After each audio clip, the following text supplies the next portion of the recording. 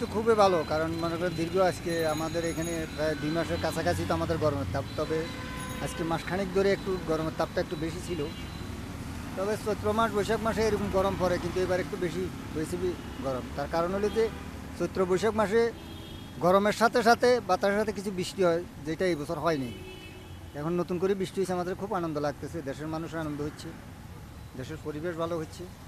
মানুষ রোডে বহুত কষ্ট করছে, আর মানুষের সবাই দেশের মানুষ অনেক নিয়ে যেতে ছিল শরবত খাবে তো মোড়ে মোড়ে মানুষের এই গরম। ভালো লাগতেছে, বৃষ্টিটা পরনে ভালো হয়েছে। আর এখন রোদ আর বৃষ্টিটা পড়ছে, আরও রোদ হতে পারে, এই কারণে একটু ভয় ভয় লাগতেছে আমাদের।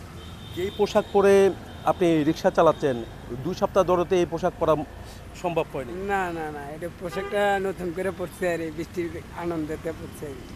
বৃষ্টিটা পরনেই আমি পোশাকটা পরছি আর কি। নাহলে তো বৃষ্টিতে ছাড়া। কেমন লাগছে? ভালো লাগছে, আল্লাহ রহমত করছে।